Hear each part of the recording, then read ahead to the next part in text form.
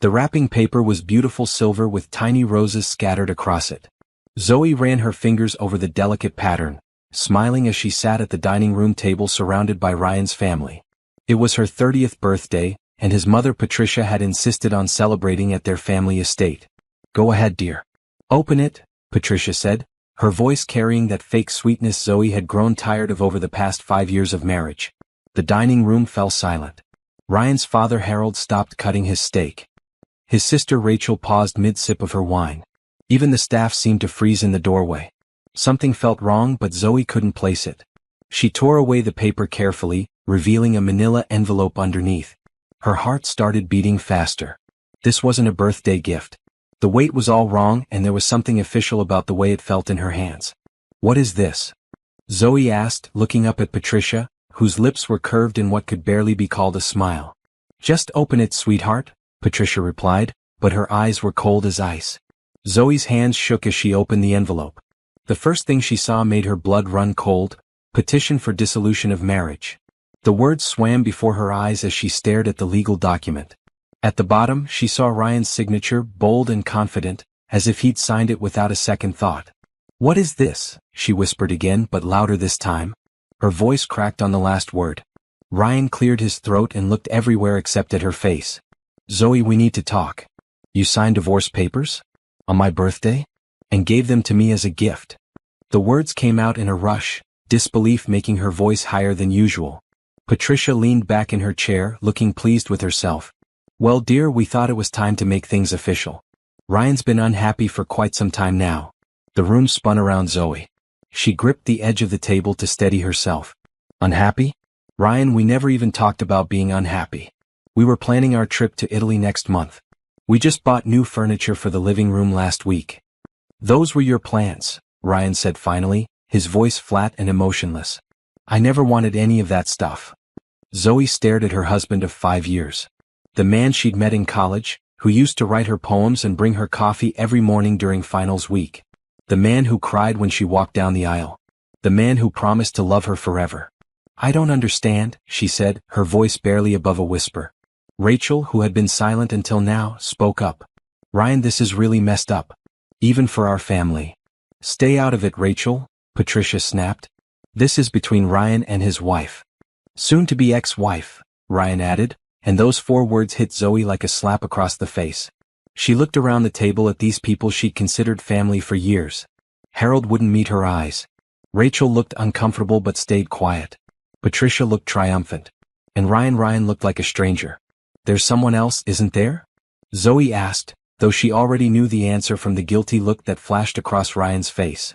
"That's not what this is about," he said, but his voice lacked conviction. "Who is she?" Zoe demanded, standing up so fast her chair fell backward with a crash.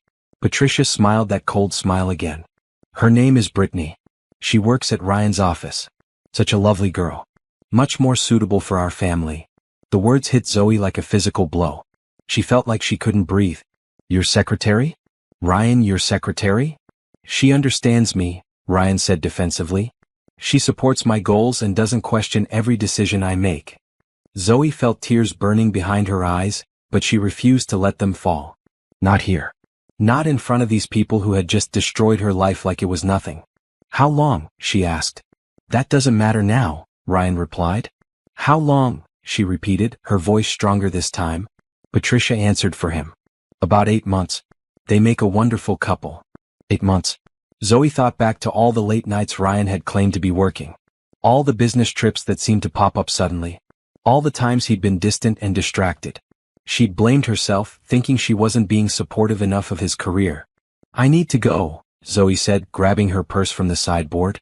"Zoe, wait," Harold finally spoke up.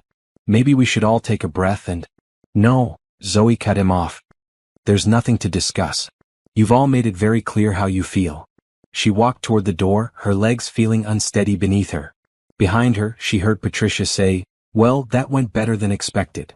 The casual cruelty of those words made something inside Zoe snap. She turned around and for the first time that evening she smiled. "You know what, Patricia? You're absolutely right. This did go better than expected. Because now I know exactly who I'm dealing with." With that, she walked out of the house where she'd spent countless holidays and family dinners, leaving behind the life she'd built and the people she'd trusted. But as she got into her car, she wasn't thinking about crying or begging Ryan to reconsider. She was thinking about revenge. Zoe sat in her car outside the estate for 20 minutes, her hands gripping the steering wheel so tight her knuckles turned white. The divorce papers lay on the passenger seat like a venomous snake, waiting to strike again every time she glanced at them. When she finally drove home to the house she shared with Ryan, her mind was racing. 8 months. Patricia had said 8 months. That meant the affair started right around the time Ryan got promoted to senior partner at his father's law firm. The house felt different when she walked in. Everything looked the same: her plants by the windows, their wedding photos on the mantel, the throw pillows she'd spent weeks picking out, but it all felt like a lie now. How had she been living in this house, sleeping next to Ryan, planning their future, while he was living a completely different life? Zoe went straight to Ryan's home office. She'd never gone through his things before because she trusted him. That trust had been her mistake. His desk drawers were locked, but Zoe knew he kept a spare key in the kitchen junk drawer. Her hands shook as she unlocked the first drawer. Inside, she found credit card statements she'd never seen before. Ryan had opened accounts in only his name, and the charges made her stomach turn. Expensive dinners at restaurants they'd never been to together. Hotel rooms during times when Ryan claimed to be working late at the office. Jewelry purchases from stores she'd never heard of. Thousands of dollars spent on another woman while Zoe had been clipping coupons and buying generic groceries to save money. In the second drawer she found something even worse: printed emails between Ryan and Brittany. The messages were disgusting, full of intimate details and plans for their future together. But what made Zoe's blood boil was reading Ryan's complaints about her. "She's so boring," one message read. "All she wants to do is stay home and watch movies. Brittany, you understand what I need. You make me feel alive again." Another message was even crueler: "My mother was right about Zoe from the beginning. She's not the right kind of woman for our family. She doesn't fit in with our social circle." Zoe had to stop reading. She ran to the bathroom and threw up, her body rejecting the poison of Ryan's words. When she was done, she splashed cold water on her face and looked at herself in the mirror. Her reflection showed a woman she barely recognized. Her dark brown eyes, usually bright and full of life, looked hollow. Her smooth brown skin was pale with shock. But as she stared at herself, something shifted. The hurt in her eyes slowly transformed into something harder. She went back to the office and kept searching. In the bottom drawer she found something that made her pause: financial documents that didn't make sense. Bank statements showing transfers of large amounts of money to accounts she didn't recognize. Investment documents with signatures that looked forged. Zoe spread the papers across Ryan's desk. She'd always been good with numbers, it's why she worked as an accountant at a small firm downtown. But these numbers told a story that made her sick. Ryan had been moving money out of their joint accounts and into private accounts. He'd also been taking money from somewhere else. The amounts were too large to be coming from just his salary. The dates on the transfers matched up with the credit card charges for his affair. Her phone buzzed with a text message. It was from Ryan. "I'm staying at a hotel tonight. We'll talk tomorrow when you've had time to process everything." Zoe stared at the message. He was probably with Brittany right now, celebrating the successful destruction of their marriage. The thought made her angrier than she'd ever been in her life. She texted back, "Don't bother coming home. I'll pack your things." But she had no intention of packing anything for Ryan. Instead, she spent the rest of the night making copies of every document she'd found. She photographed the emails, the bank statements, the credit card bills, and the financial documents that didn't add up. By sunrise, Zoe had built a file that painted a clear picture. Ryan had been stealing from someone to fund his affair, lying to everyone including her, and planning to leave her with nothing while he started a new life with Brittany and his family's blessing. As she made her morning coffee, Zoe thought about Patricia's cruel smile the night before. The woman had enjoyed destroying her. She'd taken pleasure in delivering those divorce papers like a gift, knowing it would humiliate Zoe in front of the whole family. But Patricia had made one crucial mistake. She'd underestimated Zoe. Zoe had spent 5 years being the perfect daughter-in-law. She'd attended every family event, remembered everyone's birthdays, helped with charity committees, and smiled through countless passive-aggressive comments. She knew where all the bodies were buried in that family. And now she was going to use that knowledge. Her phone rang, interrupting her thoughts. The caller ID showed her best friend Tasha's name. "Girl, how was the birthday dinner?" Tasha asked cheerfully. "Did Ryan's family actually manage to be nice to you for once?" Zoe took a deep breath. "Tasha, I need you to come over. And bring a bottle of wine. The good stuff. What happened? Ryan's been cheating on me for 8 months, and his mother gave me divorce papers as a birthday gift. The silence on the other end of the line stretched for so long that Zoe thought the call had dropped. Finally, Tasha spoke and her voice was deadly calm. I'll be there in 20 minutes. And Zoe? We're not just having wine. We're planning war. Tasha arrived with 2 bottles of wine and a fire in her eyes that matched Zoe's growing anger. She was a tall woman with natural hair pulled into a high bun and the kind of presence that commanded attention wherever she went. As a successful real estate agent, she knew how to read people and situations quickly. Show me everything, Tasha said, setting the wine on the kitchen counter. Zoe spread all the documents across the dining room table where, just hours before, her life had been destroyed. Tasha studied each paper carefully, her expression growing darker with every page. This man has been robbing you blind, Tasha said finally. And these financial records, Zoe, I think he's stealing from his family's firm. That's what I thought too. But I can't prove it yet. We need to get you a lawyer. A good one. Not someone connected to his family's firm. Before Zoe could respond, she heard Ryan's key in the front door. Both women turned toward the sound, and Zoe felt her heart start racing. She wasn't ready for this confrontation, but it was happening whether she wanted it or not. Ryan walked into the dining room and stopped short when he saw all the papers spread across the table. His face went pale, then red with anger. What the hell do you think you're doing going through my private things? He demanded. Your private things? Zoe stood up slowly. We're married, Ryan. Or did you forget that between hotel rooms with Brittany? Don't bring her into this. This is between you and me. Tasha laughed, but there was no humor in it. Oh no, sweetheart. Brittany is very much part of this. Just like your mama who thought it would be cute to hand out divorce papers at a birthday dinner. Ryan turned his attention to Tasha. This has nothing to do with you. You need to leave. I'm not going anywhere, Tasha replied, crossing her arms. Zoe is my best friend, and I'm going to make sure she doesn't get steamrolled by you and your trashy family. Watch your mouth when you talk about my family, Ryan snapped. Or what? Tasha stepped forward.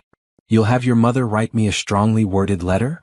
Zoe held up her hand before the argument could escalate further. Stop. Both of you. She looked directly at Ryan. We need to talk. Alone.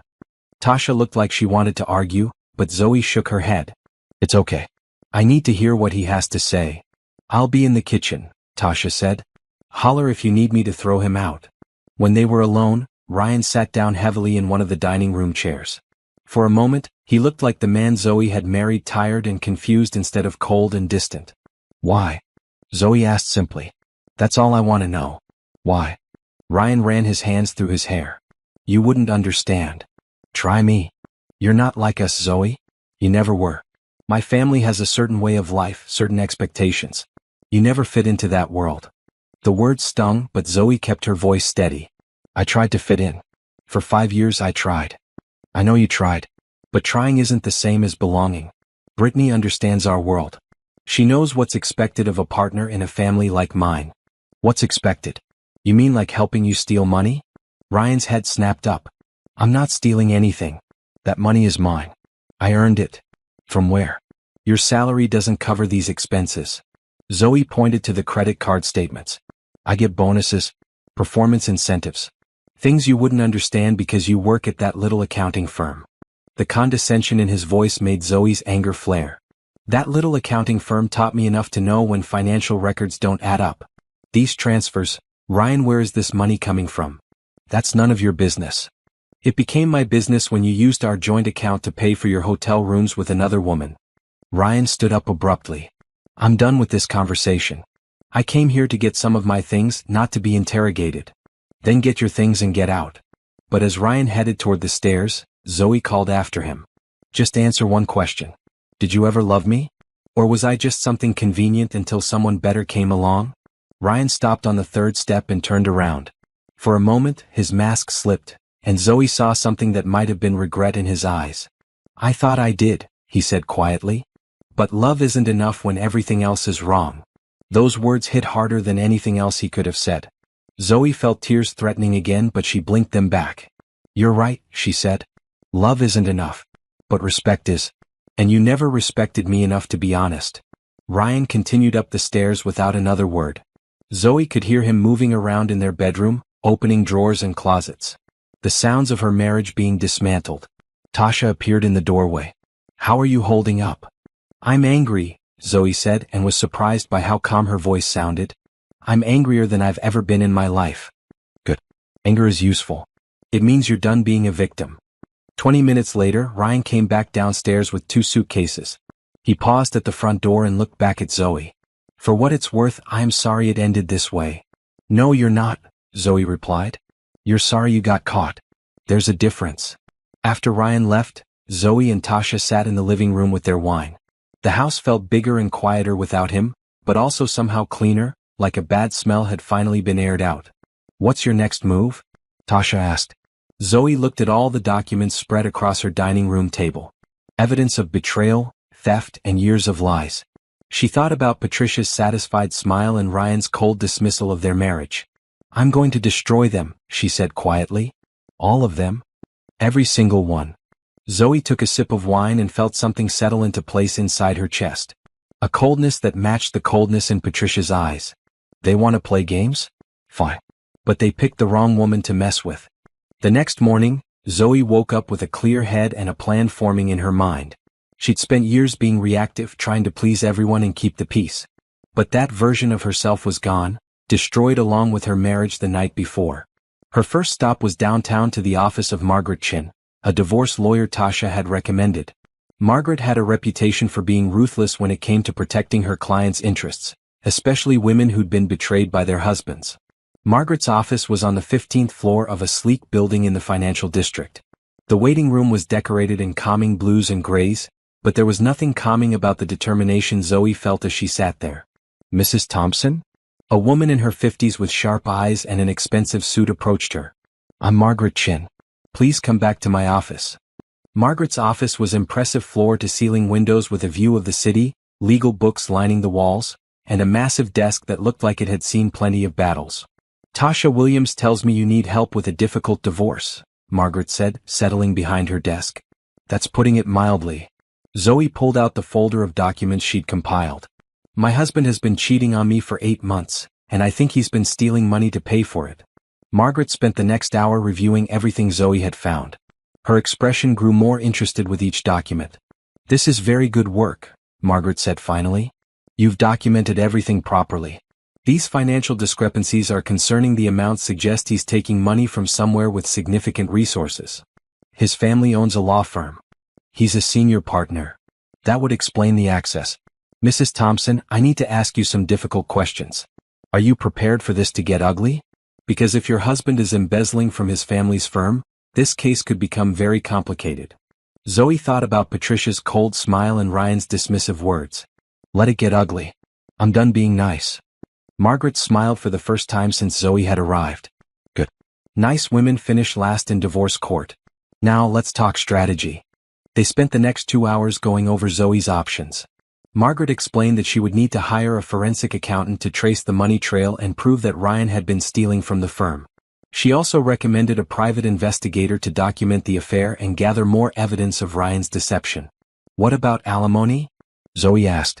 Given the length of your marriage and the evidence of his adultery, you should be entitled to significant support. Especially if we can prove he was using stolen money to fund his affair. I don't want his money. I want justice. Margaret leaned back in her chair.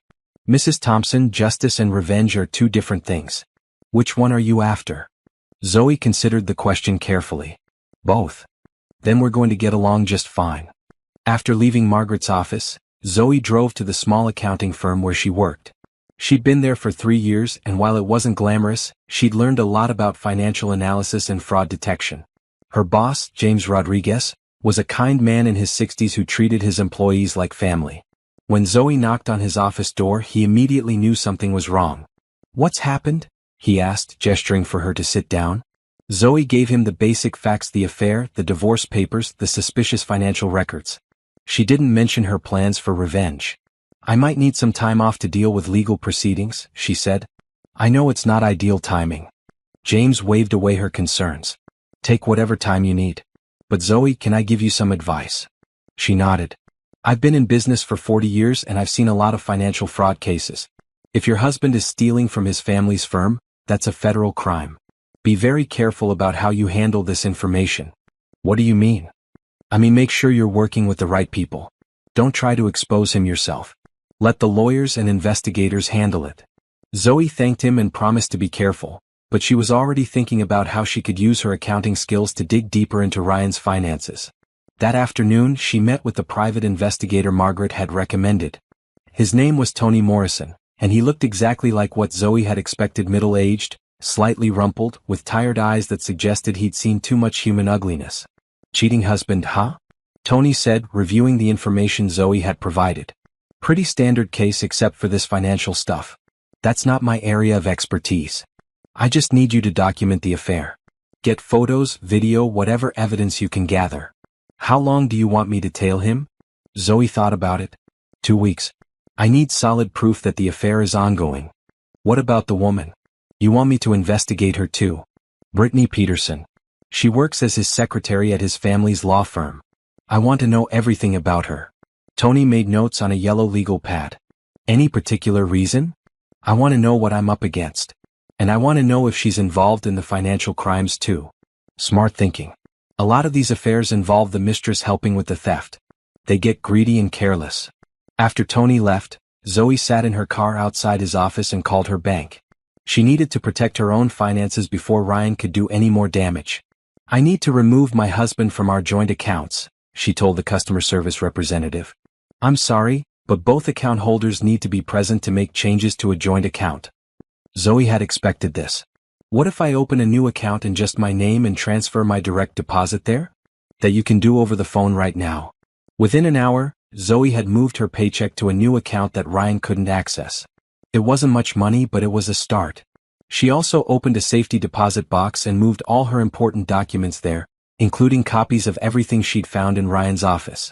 That evening, she sat in her kitchen making a list of everyone who would be affected when the truth about Ryan came out. His parents, his sister Rachel, the other partners at the law firm, the clients who trusted the family business with their money. For a moment, she felt a twinge of guilt. These people weren't all bad. Rachel had actually stood up for her at dinner. Harold seemed uncomfortable with the way Patricia had delivered the divorce papers. But then she remembered Ryan's cold voice saying, soon-to-be ex-wife, and Patricia's satisfied smile. She remembered the emails where Ryan had called her boring and complained about her not fitting in with his family. Her guilt disappeared. Zoe pulled out her phone and started making calls. If she was going to bring down Ryan and his family, she needed allies. People who had been hurt by them before or who had reasons to want to see them fall.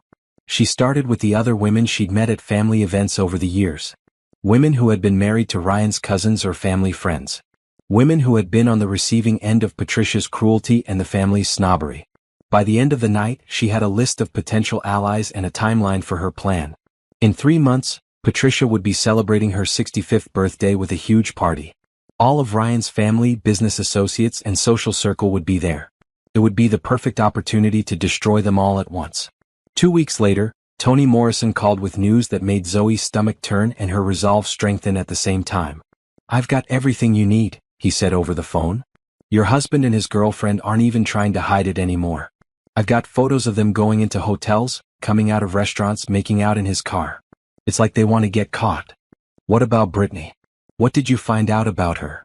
That's where it gets interesting. Brittany Peterson isn't just some innocent secretary who got swept off her feet by your husband. She's got a history. Zoe gripped the phone tighter. What kind of history? She was fired from her last job for having an affair with a married partner at another law firm. Before that, she was let go from a financial services company for irregularities in client account management. That's code for theft, by the way. So she's done this before. Looks like it. And here's the kicker: she's been asking a lot of questions around the office about the firm's client accounts and investment procedures. Questions that have nothing to do with her job as a secretary.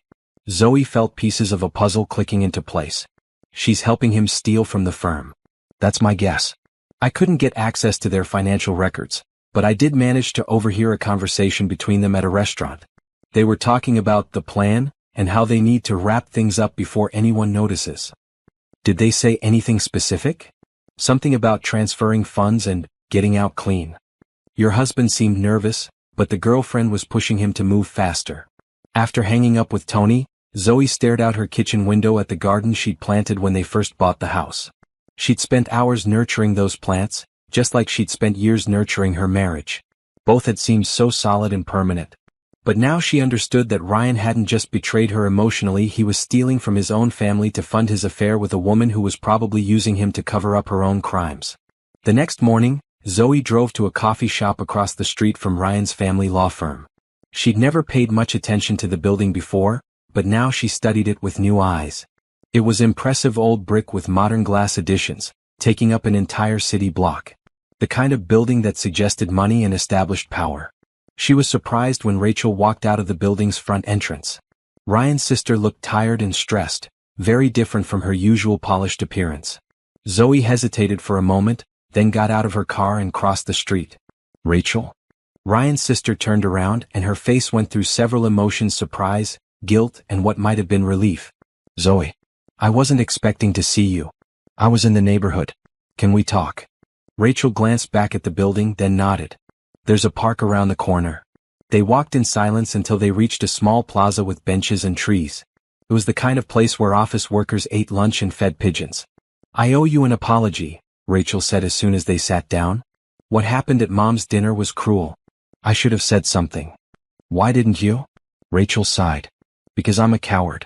I've spent my whole life being afraid to stand up to my mother. But watching her destroy you like that, it was wrong. Did you know about the affair? I suspected something was going on. Ryan's been different lately. Distracted. And Mom's been making comments about him, finding someone more suitable. Rachel looked down at her hands. I'm sorry, Zoe. I really am. Zoe studied Ryan's sister. Rachel had always been the nicest member of his family, but she'd also been weak. Too willing to go along with whatever Patricia wanted to keep the peace. Rachel, I need to ask you something, and I need you to be honest with me. Okay. Have you noticed anything strange about the firm's finances lately? Any irregularities or questions from clients? Rachel's head snapped up. Why would you ask that? Because I think Ryan is stealing money from the firm to pay for his affair. The color drained from Rachel's face. That's impossible. Ryan would never. Would never what? Cheat on his wife? Lie to his family? Because he's already done both of those things.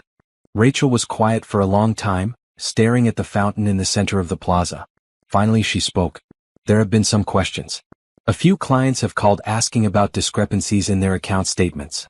Dad keeps saying it's just clerical errors, but what? But the amounts are significant. And they all seem to be from accounts that Ryan manages personally. Zoe felt her pulse quicken. What kind of amounts? Hundreds of thousands of dollars. Maybe more. Dad's been working overtime trying to figure out where the money went. Does your father suspect Ryan? I don't think so. Dad still sees Ryan as his perfect son who can do no wrong. But the accountant is getting nervous and some of the other partners are starting to ask questions. Zoe leaned forward. Rachel, if this is true, it's not just about my marriage anymore. This is fraud. People could go to prison. You think Ryan would really do something like that? I think Ryan will do whatever he needs to do to get what he wants. And right now, what he wants is a new life with Brittany, regardless of who gets hurt. They sat in silence for a while, both lost in their own thoughts. Finally, Rachel spoke again. What are you going to do? I'm going to make sure the truth comes out. Zoe, please. I know Ryan hurt you, but if you expose this, it won't just destroy him. It'll destroy our whole family. The firm, Dad's reputation, everything we've built. Zoe looked at Rachel and felt a moment of sympathy. But then she remembered Patricia's cruel smile and Ryan's dismissive words. Your family destroyed me first, she said quietly.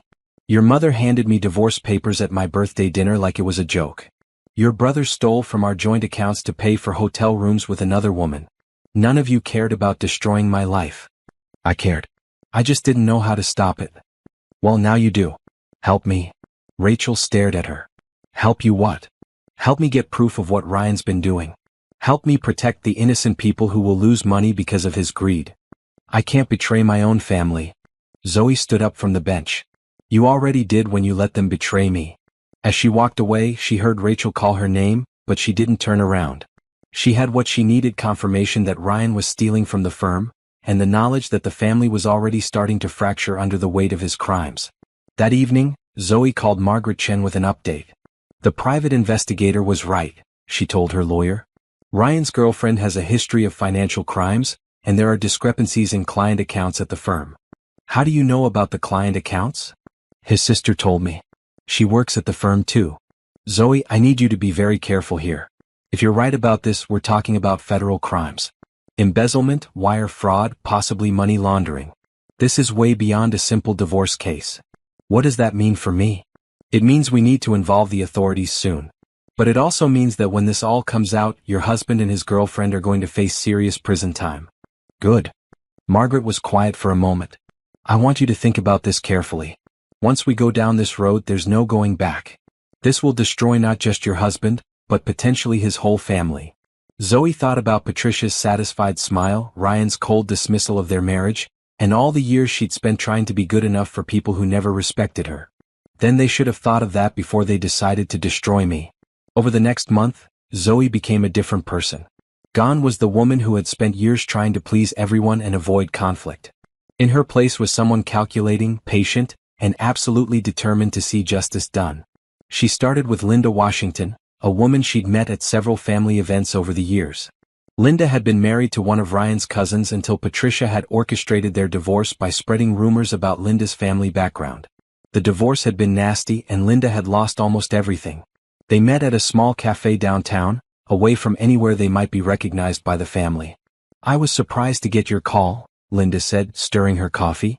Last I heard, you were still playing the role of perfect daughter-in-law. Things change, Zoe replied. I found out Ryan's been cheating on me. His mother gave me divorce papers as a birthday gift. Linda's eyes widened. Patricia did what now? Zoe told her the whole story, the affair, the financial crimes, the family's conspiracy against her. With each detail, Linda's expression grew more interested. So you're finally going to take them down, Linda said when Zoe finished. What do you need from me? Information. You were married into that family for 10 years. You know their secrets. Linda smiled, but it wasn't a pleasant expression. Honey, I know where everybody is buried in that family. Patricia's been covering up scandals for decades. What kind of scandals? Harold's gambling problem that nearly bankrupted them in the 80s. Ryan's uncle who got arrested for drunk driving and hit someone. Patricia paid the victim's family to keep quiet and got the charges reduced. Rachel's eating disorder that landed her in the hospital twice, which Patricia covered up by telling everyone she was studying abroad. Zoe listened carefully, filing away each piece of information. What about business issues? Oh, there have been plenty of those too. Client complaints that mysteriously disappeared. Lawyers who left the firm suddenly after asking too many questions about finances. Patricia runs that family like a crime syndicate, and she's very good at making problems go away. Until now. Until now, Linda agreed. But Zoe, you need to understand something. These people are dangerous when they're cornered. They have money, connections, and they're not above playing dirty. Let them play dirty. I'm done being nice. Linda leaned across the table. Good.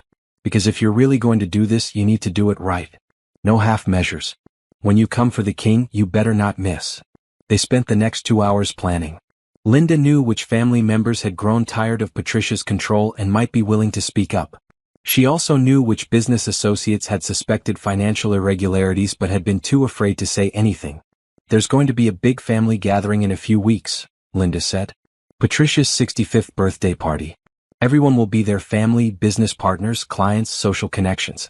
If you want maximum impact, that's your moment. I was thinking the same thing. What's your plan? Zoe smiled. I'm going to give a toast. Next, Zoe reached out to former employees of the law firm. Toni Morrison had given her a list of people who had left under suspicious circumstances over the past few years. She met with 3 of them and their stories were remarkably similar. They had noticed financial irregularities, asked questions, and been pushed out of the firm before they could investigate further. I tried to tell Harold something was wrong, said Jennifer Park, a former junior associate. There were discrepancies in client trust accounts that didn't make sense. But every time I brought it up, Patricia would shut down the conversation and suddenly I'd be getting bad performance reviews. Did you suspect anyone specifically? Zoe asked. Ryan was the only one with access to those particular accounts. But I couldn't prove anything, and when I kept asking questions, they made my life so miserable that I quit. Would you be willing to testify about what you saw? Jennifer hesitated. That family has a lot of power. They could destroy my career. They're going to be destroyed first. I promise you that. By the end of the month, Zoe had gathered a small army of people who had been hurt by the Peterson family over the years. Former employees, ex-family members, business associates who had been cheated or manipulated. She also had something else, a forensic accountant named Robert Kim who had agreed to analyze the financial documents she'd collected. This is definitely embezzlement, Robert told her after reviewing everything. The pattern is clear: money being moved from client trust accounts into personal accounts, then used for personal expenses. We're talking about over $2 million. $2 million. Zoe felt dizzy. She'd known it was bad, but she hadn't realized the scope. Maybe more. This is just what I can trace from the documents you have. There could be other accounts, other schemes. Your husband and his girlfriend have been very busy. Is this enough to go to the police? More than enough. But Zoe, once you do this, there's no taking it back. This is going to be a huge scandal. People are going to go to prison. Zoe thought about the life she'd built with Ryan, the dreams they'd shared, the love she'd thought they had. Then she thought about Patricia's cruel smile and Ryan's cold dismissal of everything they'd been together. Good, she said. They deserve it. The next day she called Margaret Chen with an update. I have everything we need, she told her lawyer. Financial evidence, witness statements, expert analysis. It's time to move forward. Are you sure you're ready for this? Once we file these reports with the authorities, your life is going to change forever. My life already changed forever when they decided to destroy it. Now it's my turn. Margaret was quiet for a moment. All right then. Let's burn it all down. But Zoe had one more stop to make before she was ready to expose the truth. She needed to see Brittany Peterson face to face. It was time to meet the woman who had helped destroy her marriage and steal millions of dollars from innocent people. Zoe spent 3 days watching Brittany's routine before she made her move. The secretary left the law firm at exactly 5:30 every evening and walked 2 blocks to a trendy wine bar where she met friends or, increasingly often, waited for Ryan. On Thursday, Zoe got there first. She chose a table with a clear view of the entrance and ordered a glass of wine she didn't intend to drink. When Brittany walked in, Zoe was surprised by her first reaction. The woman was younger than she'd expected, maybe 26 or 27, with blonde hair and the kind of polished look that came from expensive clothes and professional styling. Brittany ordered at the bar and was looking around for a table when Zoe stood up and waved her over. Excuse me, are you Brittany Peterson? I think we might have a mutual friend. Brittany approached cautiously. Up close, she was prettier than her photos suggested, but there was something calculating in her eyes that reminded Zoe of Patricia. Do I know you? Brittany asked. I'm Zoe Thompson, Ryan's wife. The color drained from Brittany's face, but she recovered quickly. Oh, I wasn't expecting. Ryan said you two were separated. We are now. Please sit down. I think we should talk. Brittany looked like she wanted to run, but curiosity won out. She sat across from Zoe, gripping her wine glass like a weapon. What do you want? She asked. I want to understand. Help me make sense of this situation. I don't know what you mean. Zoe studied Brittany's face. She was a good liar, but not good enough to hide the fear in her eyes. I mean the affair, obviously, but also the money. The transfers from client accounts. The financial records that don't add up. Now Brittany looked genuinely panicked. I don't know anything about money. Really? Because I've been doing some research on your background. Your last job at Morrison & Associates ended pretty suddenly, didn't it? Something about irregularities in client account management. That was a misunderstanding. And the job before that? At Summit Financial? Another misunderstanding? Brittany started to stand up. I don't have to listen to this. No, you don't, Zoe said calmly. But you might want to hear what I have to say before you make any decisions about your future. Brittany hesitated, then sat back down. Here's what I think happened, Zoe continued. You targeted Ryan because you knew he had access to client money. You seduced him, convinced him that he deserved more than he was getting, and helped him figure out how to steal from his family's firm. The affair was just business for you. You're crazy. Ryan loves me. Maybe he does. But do you love him? Or do you just love what he can give you? Brittany's silence was answer enough. Zoe leaned forward. Here's what's going to happen.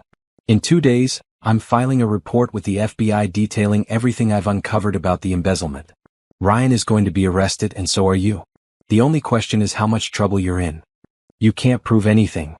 I have bank records, email correspondence, witness statements, and expert analysis from a forensic accountant. I can prove everything. Brittany's hands were shaking now. What do you want? I want you to tell me the truth. How much money did you steal? Where is it now? Are there other accounts, other schemes? I can't. If I tell you anything, they'll know I cooperated with you. They're going to know anyway when the FBI starts asking questions. But if you cooperate now, you might be able to make a deal. For a moment, Zoe thought Brittany might break down and confess everything. But then the woman's expression hardened and she stood up abruptly. You think you're so smart, but you don't understand what you're dealing with. The Peterson family has more power than you realize. If you try to destroy them, they'll destroy you first. They already tried that.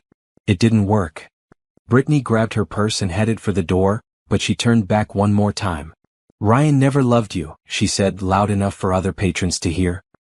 He told me you were boring and clingy and that marrying you was the biggest mistake of his life.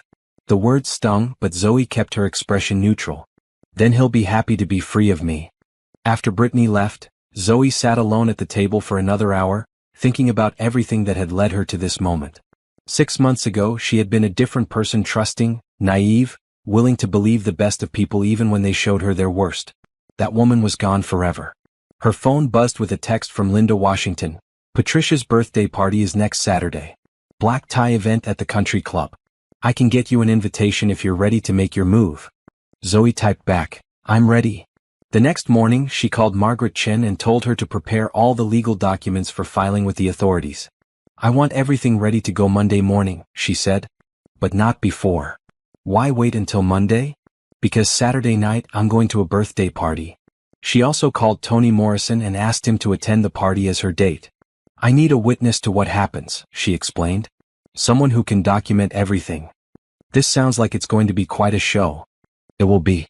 Bring your camera. Finally, she called the small accounting firm where she worked and gave her boss James Rodriguez a heads up. Things are about to get very public, she warned him. There might be media attention.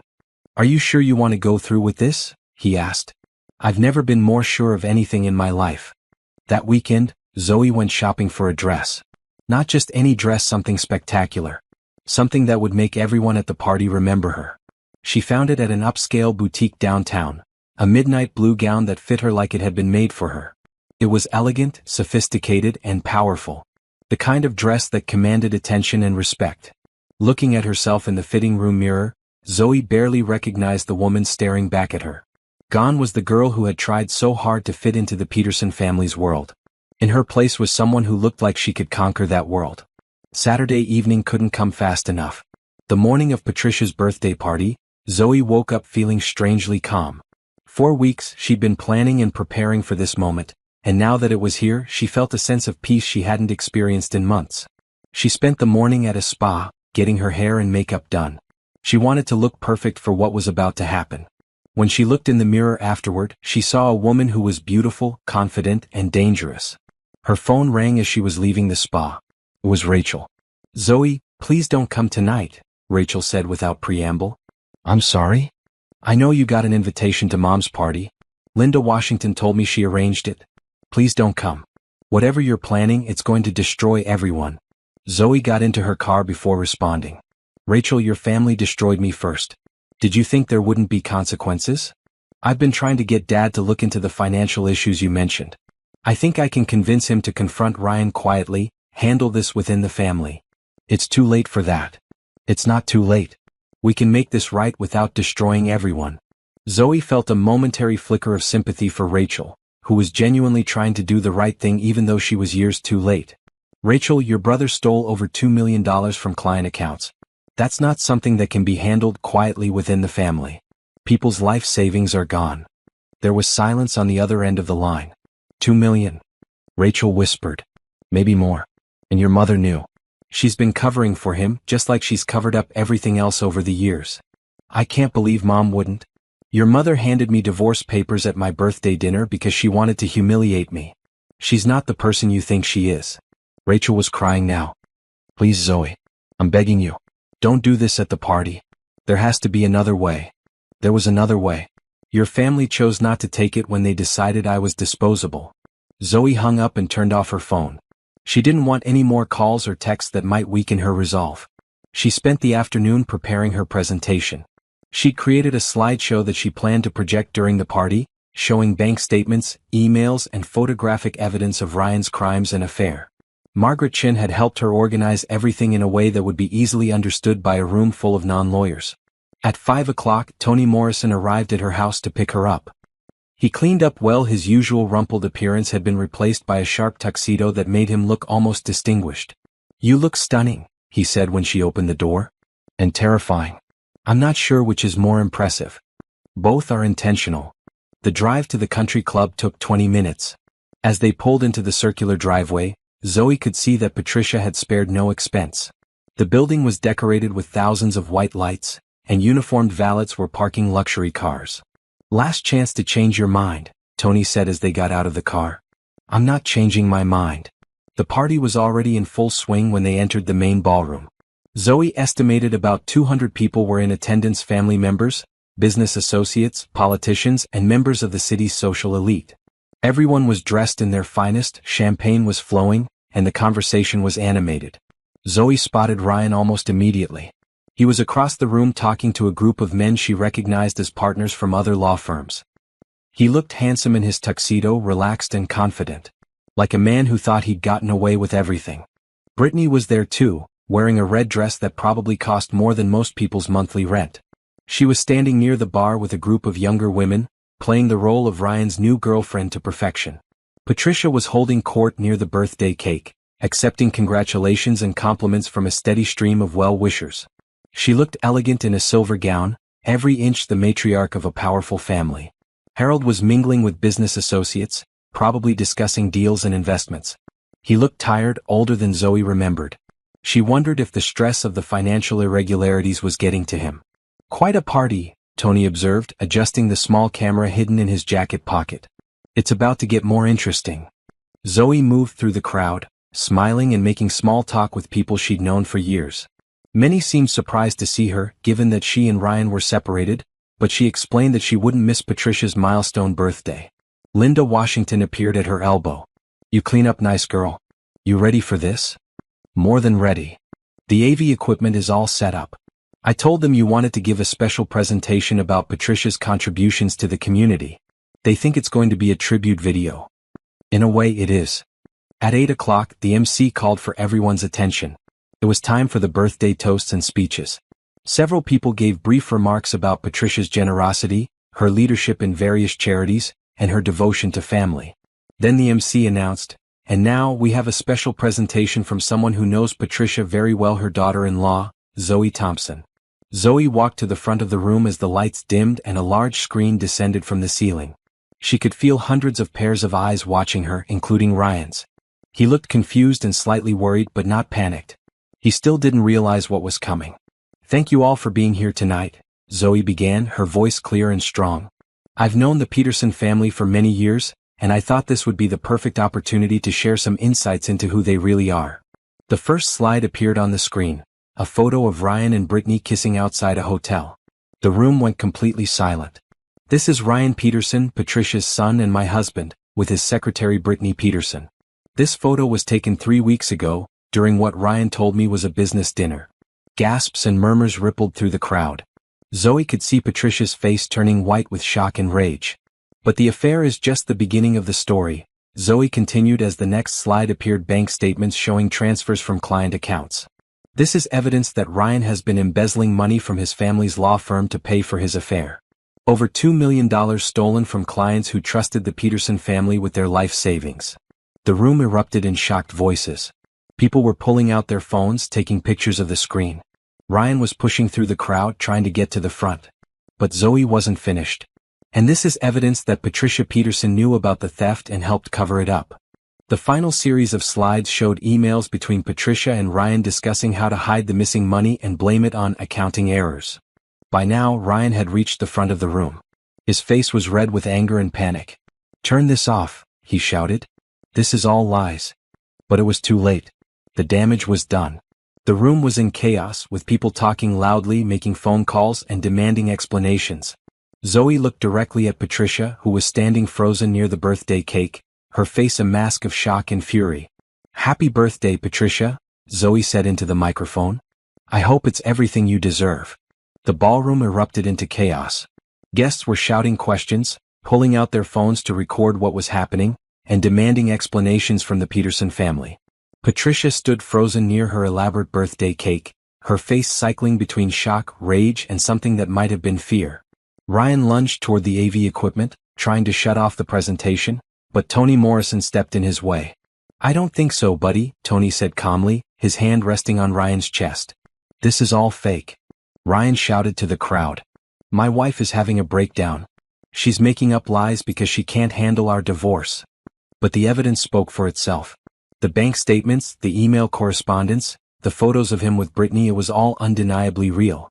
Several people in the crowd were already on their phones, likely calling lawyers and accountants. Harold Peterson finally found his voice.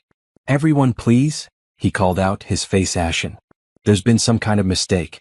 These allegations are—" "The only mistake was trusting your son with client money," interrupted James Hoffman, a longtime client whose account statements were displayed on the screen. "That's my retirement fund he stole." More clients began speaking up, their voices angry and frightened.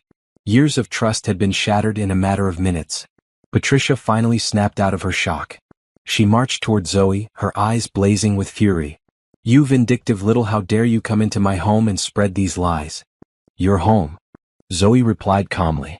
"This is the country club, Patricia. And these aren't lies. They're bank records and legal documents. You're just angry because Ryan finally realized what a mistake he made marrying you." The room had gone quiet again, everyone straining to hear the confrontation between the two women. "You're right," Zoe said, her voice carrying clearly across the ballroom. "I'm angry. I'm angry that your son is a thief. I'm angry that you helped him steal from innocent people. And I'm angry that you thought you could destroy my life without consequences. Ryan never stole anything. He's a Peterson. We don't—" "You don't what? Steal? What? Cheat?" Zoe laughed, but there was no humor in it. "Your precious son has been doing all three for months." Brittany, who had been trying to edge toward the exit, was blocked by several angry clients who recognized her from the photos. Her red dress, which had seemed so elegant an hour ago, now made her look like a target. "Is it true?" demanded Mrs. Chin, an elderly woman whose husband had been a client of the firm for 30 years. "Did you help him steal our money?" "I don't know what you're talking about," Brittany stammered, but her guilty expression told a different story. Rachel appeared at Zoe's side, tears streaming down her face. "Zoe, please. Can't we handle this privately? All these people deserve to know the truth," Zoe replied. "Their money is gone, Rachel. Your brother stole it to pay for hotel rooms and jewelry for his girlfriend. But the firm, our reputation. Should have thought of that before you let your mother turn my birthday dinner into a public humiliation." Harold was now surrounded by angry clients and business associates, all demanding answers he didn't have. His face was gray with shock, and he seemed to have aged 10 years in the past hour. "I don't understand any of this," he kept repeating. "There must be some explanation." "The explanation is that your son is a criminal," called out another client. "And apparently so is your wife." Patricia whirled around to face the crowd. "How dare you? I've given 30 years of my life to this community. I've served on every charity board, supported every cause, and covered up every crime," Zoe interjected. "The emails prove you knew about the theft, Patricia. You helped Ryan hide the missing money. Those emails are fake. Anyone can create fake emails."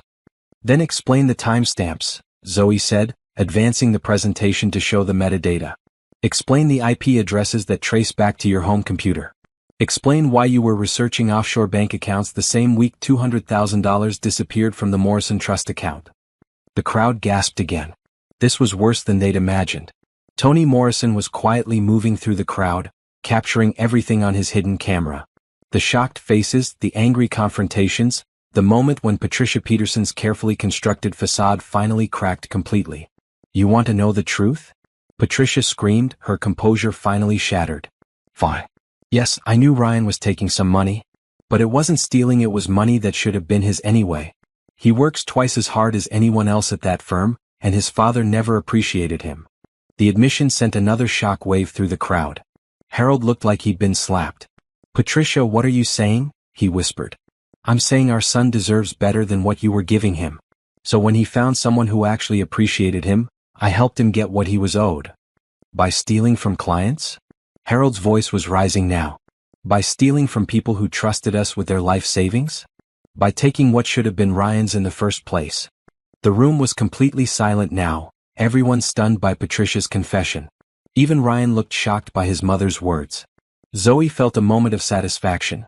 but it was overshadowed by sadness for all the innocent people who had been hurt by this family's greed and selfishness.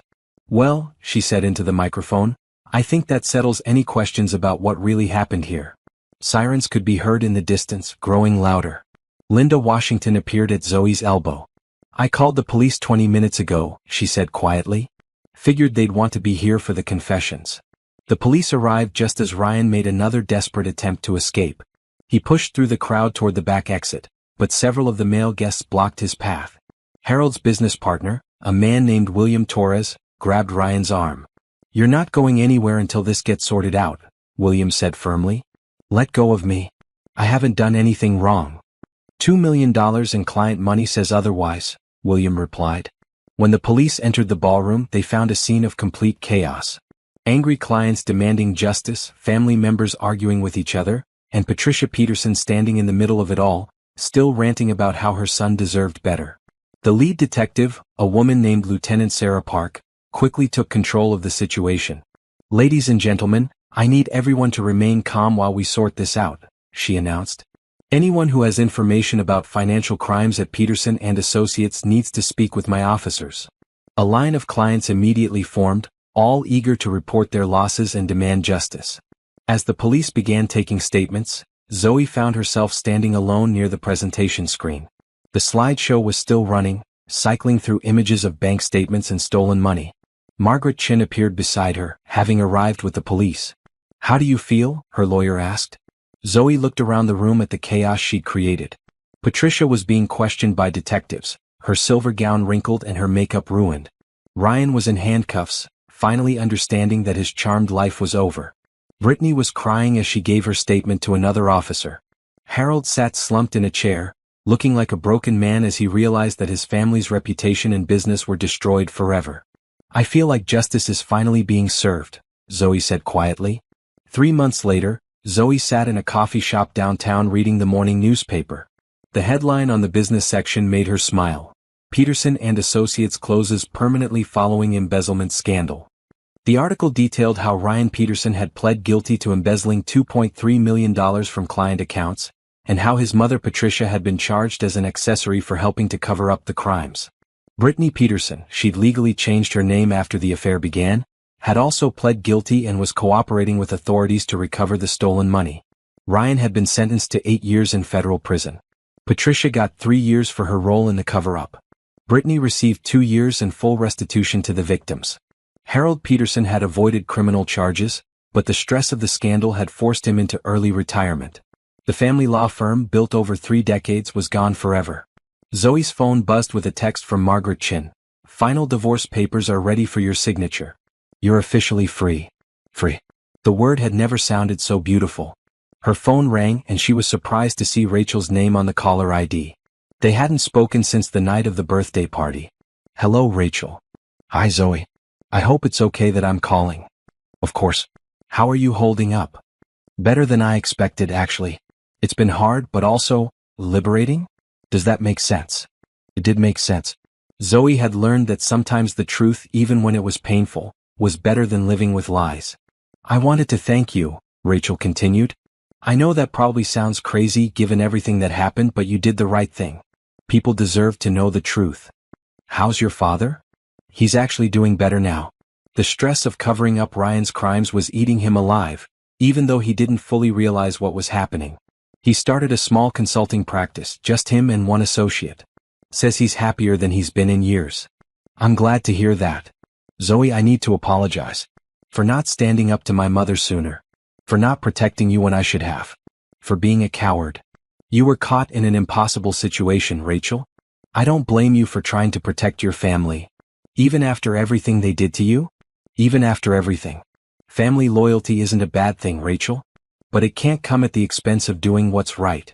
They talked for another few minutes, and by the end of the call, Zoe felt like she'd gained something she'd never expected. A genuine friendship with her former sister-in-law. After hanging up, Zoe walked the few blocks to her new office. 3 weeks after the scandal broke, she'd been offered a position at a prestigious accounting firm that specialized in fraud investigation. The salary was double what she'd been making at her old job, and the work was challenging and meaningful. Her new boss, Patricia Williams, no relation to Ryan's mother, had hired her specifically because of her experience uncovering the Peterson embezzlement scheme.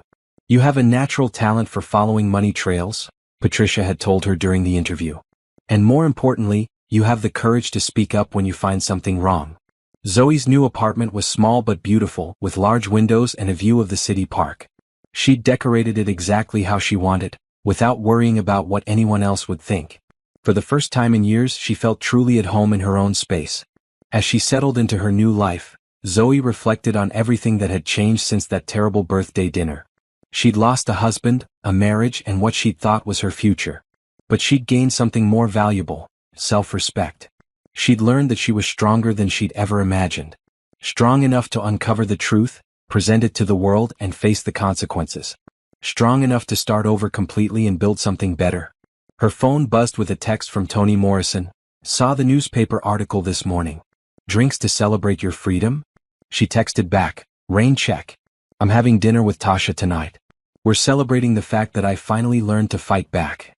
That evening, as Zoe got ready for dinner with Tasha, she caught her reflection in the bathroom mirror. The woman looking back at her was different from the one who had opened those divorce papers 6 months ago. Her dark brown eyes were bright with confidence instead of hollow with hurt. Her smile was genuine instead of forced. She was finally, completely, authentically herself. Her doorbell rang and she opened it to find a delivery man with a large bouquet of flowers. "Zoe Thompson? That's me." The flowers were beautiful white roses and lilies arranged with greenery. She opened the card, expecting them to be from Tasha or maybe her new boss congratulating her on the successful resolution of the case. Instead, the card read, "Thank you for having the courage to tell the truth. You saved my family's life savings." The Hoffman family. Tears pricked at Zoe's eyes, but they were good tears this time. Happy tears. Tears of satisfaction at a job well done. Over the past 3 months, she'd received dozens of similar messages from the Peterson firm's former clients. People who had been able to recover most of their stolen money because of her actions. Retirees who could now afford their medications. Families who hadn't lost their children's college funds after all.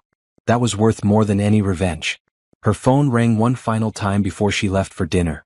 The caller ID showed a number she didn't recognize, but something made her answer it. "Hello? Zoe? This is Ryan." Her blood went cold. "How did you get this number?" "I'm calling from prison. I'm allowed 1 phone call a week and I needed to talk to you. We have nothing to talk about. Please don't hang up. I know I have no right to ask, but I need to say something." Zoe almost ended the call, but curiosity stopped her. "You have 2 minutes. I'm sorry. I know that doesn't mean anything now, and I know it doesn't fix what I did, but I needed you to know that I'm sorry." "For which part? The affair? The theft? The public humiliation? There's so much to choose from." "For all of it. But mostly for not seeing what I had when I had it. You were the best thing in my life and I threw it away for nothing." "You threw it away for $2 million and a secretary with a criminal record." Ryan was quiet for a moment. "Brittany left me, you know. The minute I got arrested, she disappeared. Turned out she'd been stealing from me too, taking money from the accounts I'd set up. I was just another mark to her. I'm not surprised. My mother, she doesn't take visitors anymore.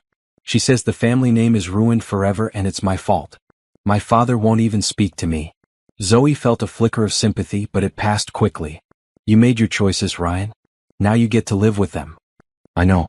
I just wanted you to know that I realize now what I lost. You were loyal, honest, loving, everything I should have valued. And I was too stupid and selfish to see it." "Yes, you were. Are you happy now?" The question surprised her. She thought about her new job, her new apartment, her growing friendship with Rachel, the thank you cards from grateful clients, the peace she felt when she woke up each morning. "Yes," she said simply. "I am. I'm glad. You deserve to be happy." "Ryan." "Yeah. Don't call me again. This chapter of our lives is closed." "I understand. Goodbye, Zoe." "Goodbye." She hung up and immediately blocked the number. Then she grabbed her purse and headed out to meet Tasha. The restaurant was crowded and noisy, filled with the sounds of laughter and conversation. Tasha was already there, wearing a bright red dress and a smile that could light up the room. "There's my favorite detective," Tasha called out as Zoe approached the table. "How does it feel to be completely, totally, absolutely free?"